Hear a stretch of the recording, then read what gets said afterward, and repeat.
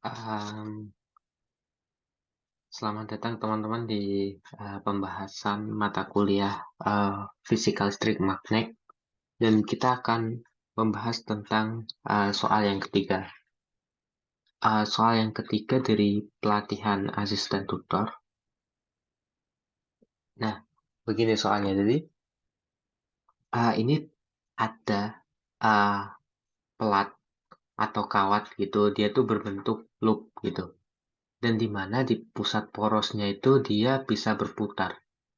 Ada pusat poros sehingga kawat itu bisa berputar gini. Nah, berputarnya kayak gini. Nah, kayak gini atau kayak gini. Dari sini.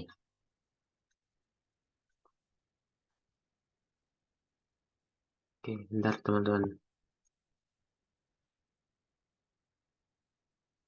Nah, bagian sini.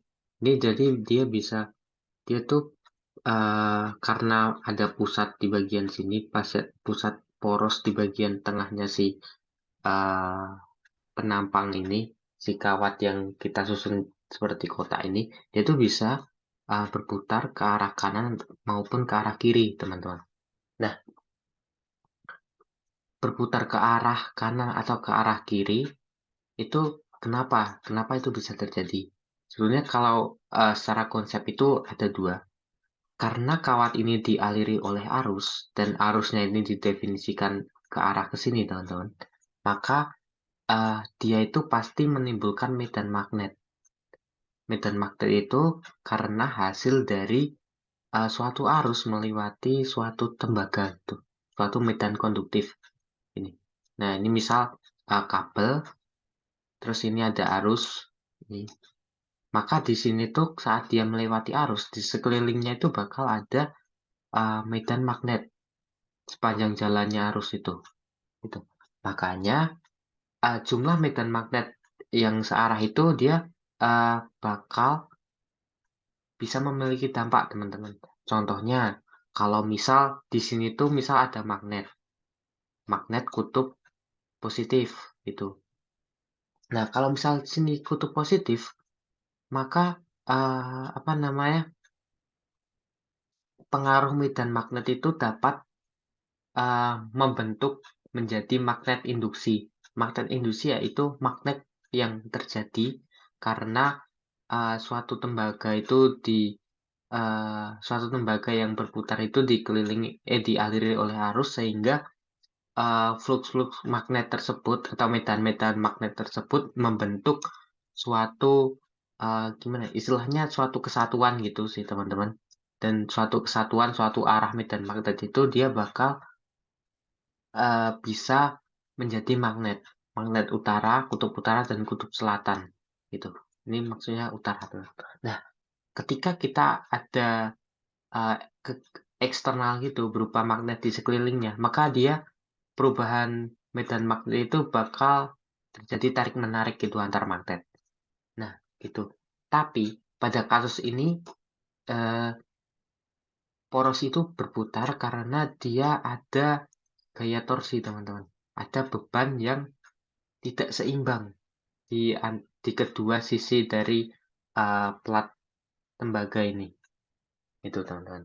Nah, itu sehingga dari gambar ini kita dapat menyimpulkan kalau teman-teman uh, imaging aja secara intuitif, itu tuh neither either dia bakal berputar ke kiri atau berputar ke kanan, itu depends on gaya yang bekerja itu lebih berat, sisi kanan atau sisi kiri, begitu kan, teman-teman? Nah, oke. Nah, gaya yang bekerja ini apa? Apakah cukup dengan gaya gravitasi doang? Tentu tidak, teman-teman. Karena kita lihat di sini tuh ada jari-jarinya, ada R-nya, ada jaraknya antara beban dengan pusat poros. Makanya kalau ada beban, ada pusat poros, kita bisa pakai uh, apa namanya, konsep tau atau torsi itu, teman-teman. Oke, aku clear dulu. Clear. Oke, oke. Kemudian yang ditanyain apa sih? Yang ditanya adalah, oh, seberapa kuat medan magnet dan ke arah mana agar tidak bergerak, gitu. Sesuai yang aku udah jelasin tadi, ini karena ada perbedaan torsi antara kanan sama kiri, maka dia akan berputar. Either ke kanan atau ke kiri, kita harus kalkulasi proving besar mana gitu antara kedua gaya itu. Gitu. Lanjut, kita masuk ke ini. Kita ke konsep dulu, teman-teman. Jadi konsepnya itu uh, jelas kan ini suatu apa namanya? Suatu kabel tadi, suatu plat tembaga tadi apabila dialiri arus, maka sekelilingnya akan membentuk medan magnet. Begitu. Nah, medan magnet tersebut itu kita bisa representasikan menggunakan kaidah tangan kanan, teman-teman. Ini. Misal ini kan arahnya ke sini kan, teman-teman. Kalau kita tangan kanan, ini. Nah, tangan kanan ini I merepresentasikan arus, kemudian B. Teman-teman ingat aja kalau B itu kan medan magnet. Medan magnet itu kan pasti banyak kan, teman-teman. Jadi yang keempat jari ini merepresentasikan B atau medan magnet. Nah, kemudian uh, untuk arah gerak atau gaya geraknya itu depends on telapak tangan kita. Jadi kalau yang hitam ini, itu tuh berarti gaya elektron yang akan berpindah. Kalau yang positif ini berarti proton. Gitu. Tapi di sini kita mau cari medan magnet yang arah medan magnet pada suatu bidang. Kita gunakan kaidah tangan kanan, I, B. B-nya kan otomatis langsung ke sini kan, teman-teman. Melingkar ke sini. Nggak mungkin dong I-nya ke sini, tapi ke sini kan tangan kita nggak memenuhi. Oke, berarti I, B, berkeliling sepanjang itu, dan F. F-nya berarti dia masuk ke dalam sini kan. Tuh. Nah, kita definisiin dulu, teman-teman. Kalau titik itu berarti dia keluar bidang. Teman-teman, apa namanya, ingat-ingat aja kalau X itu kan berarti masuk bidang. Kalau kita punya target, misal mau nembak, itu kan pasti targetnya kan X. Makanya dia pelurunya bisa masuk kan. Nah, sebaliknya kalau misal ada apa namanya, ada papan setelah kita menembak itu kan kalau misal kita lihat dari belakang itu kan bentuknya pasti lubang gini kan, titik. Nah, ini makanya dia kita representasikan sebagai keluar bidang. Nah, caranya kan tadi udah diperagain kan. Kalau arah ke sini berarti dia bakal berputar gini. Makanya kalau dari sini dan sini dia bakal keluar bidang. Tapi kalau waktu di bawah dia bakal masuk bidang. Gitu. Makanya kita bisa simbolasikan dengan yang bawah itu X, yang atas itu dot. Nah, ini berlaku sampai dia itu habis loopnya. Berlaku uh, saat apa namanya kabelnya itu selesai, konduktivitasnya itu habis. Gitu. Jadi sepanjang itu tuh bakal ada medan magnet. Nah, ini kemudian tadi udah aku jelasin. Kalau kita memegang benda konduktor ini, nah udah ini benda konduktor ini kan, teman-teman. Ini konduktornya harusnya kita representasikan dengan ibu jari I, B-nya itu berarti dia sekelilingnya ini, nih putar ke arah situ. Oke. Sedangkan F-nya itu dia mengikuti telapak tangan gitu. Oke. Lanjut. Oke, oke, ini sama teman-teman. Kita gampang pakai ini. Ini juga sama.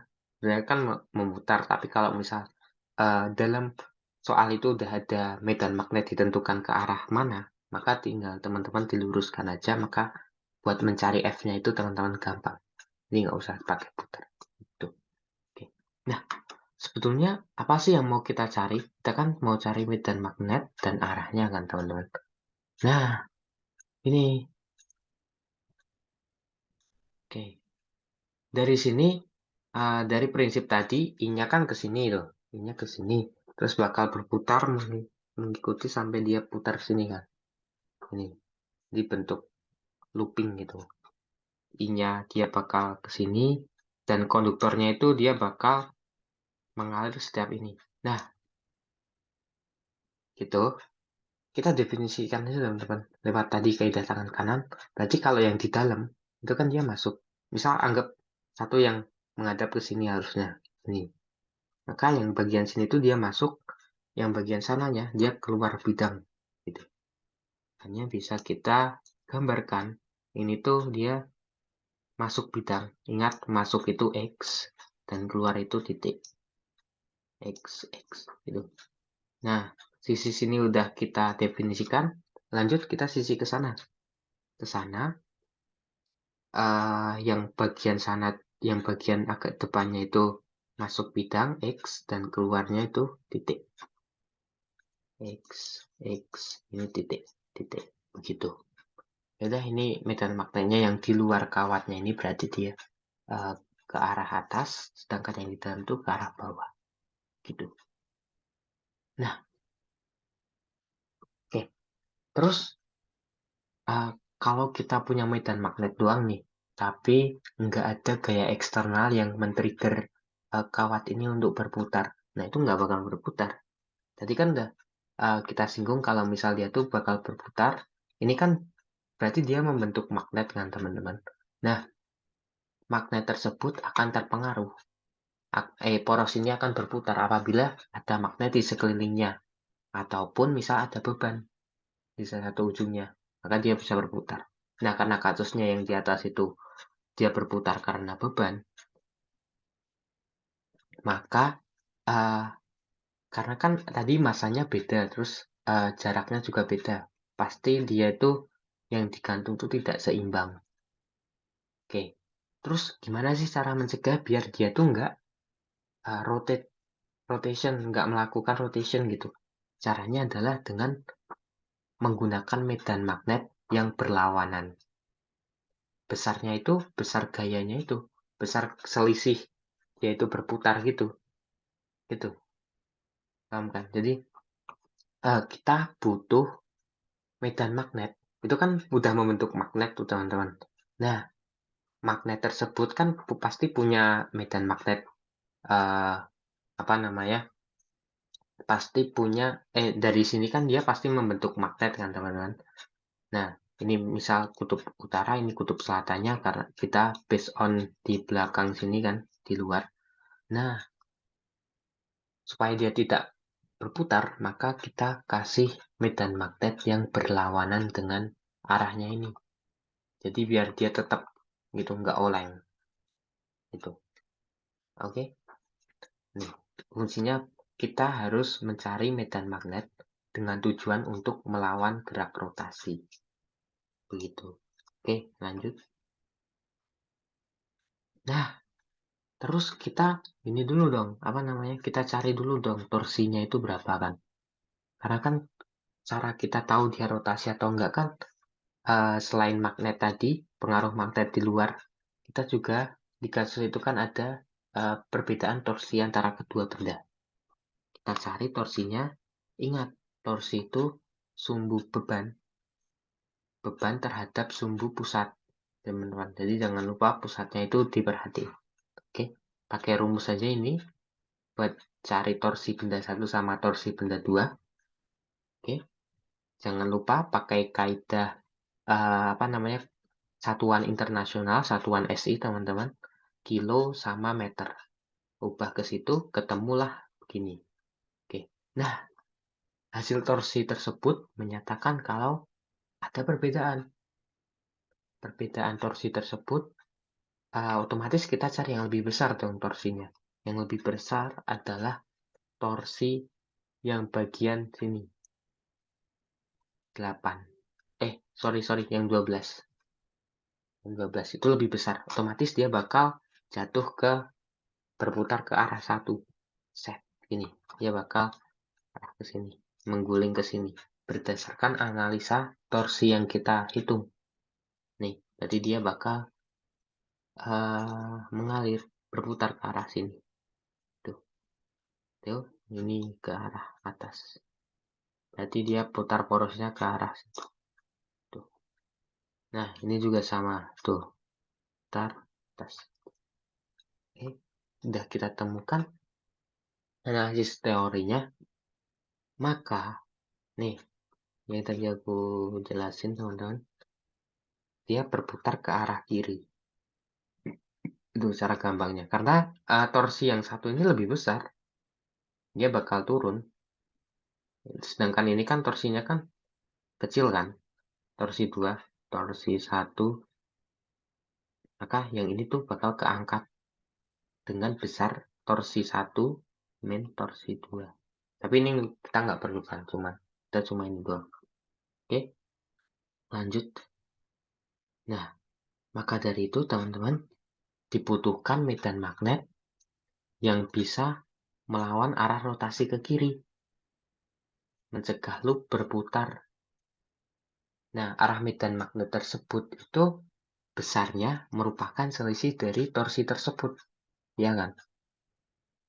Selisih dari nilai gaya torsi tersebut. Nah, kaitannya gaya torsi dengan medan magnet itu gimana sih? Apakah kita bisa menggunakan rumus gaya? Nggak bisa. Kita harus cari persamaannya, cari hubungannya dengan medan magnet. Rumus torsi terhadap medan magnet.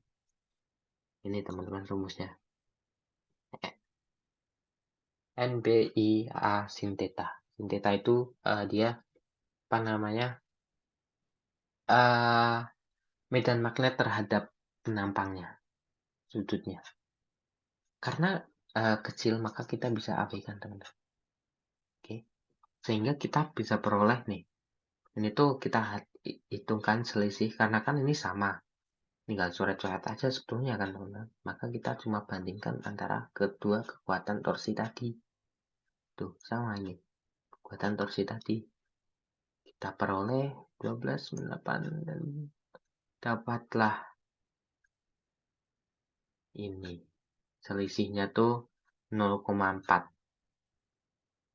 Nah, 0,4 itu besarnya medan magnet. Oke, terus cara menentukan dia bakal ke atas, medan magnetnya ke atas, ke kiri, ke kanan, atau ke bawah itu gimana?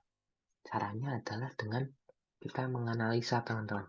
Pakai kaidah tangan kanan yang udah kita miliki. Itu kan. Bentar, aku demonstrasiin dulu. Oke, jadi kan tadi udah aku jelasin tentang kaidah tangan kanan. B, F itu berarti dia gayanya, karena pengaruh medan magnet, kemudian I itu dia arah arusnya.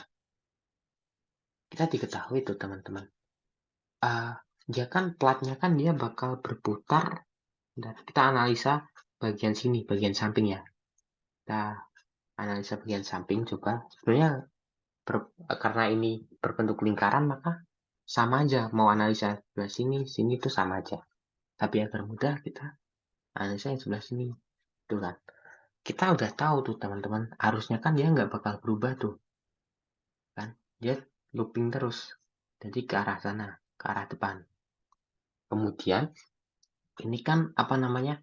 Loop magnetnya ini kan bakal karena pengaruh torsi tadi, dia kan bergerak ke kiri kan teman-teman.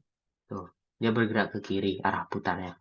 Nah, untuk mencegah dia berputar, kita harus punya gaya yang menarik dia berlawanan, yang mempunyai lawan. Tuh, lawannya berarti kan ke kanan. Otomatis kalau ke kanan, kalau misal kita analisa dari sudut kanan, maka dia F-nya pasti ke bawah. Betul kan, teman-teman? Karena kan yang mendorong dia, karena torsi kan dia ke atas kan gayanya. Gaya tau tadi, tau 1 min tau 2 tadi, yang gaya ke atas. Nah, untuk melawan ini biar dia nggak berputar, kita perlu F. Oke, nah udah bisa nih teman-teman. Karena kita udah memenuhi gaya Lorentz. Kita punya F, kita punya I, tinggal kita cari B. Medan magnet 0,4 ini dia bakal mengarah kemana? Pakailah tangan kanan. Ini tangan I maju, F-nya putih berarti dia turun ke bawah, B-nya berarti dia ke kiri. Itu. Udah, ketemulah. Dia B-nya ke kiri. Kalau misal kita tinjau di sebelah atas gimana? Sama. Kalau dia misal berputar, kalau misal kita tinjau dari sebelah kanan, maka kan harusnya kan dia bakal ke sana kan teman-teman, I. Nah, perputaran karena torsinya tadi kan dia ke bawah kan teman-teman. Nah, oke. Karena hal tersebut,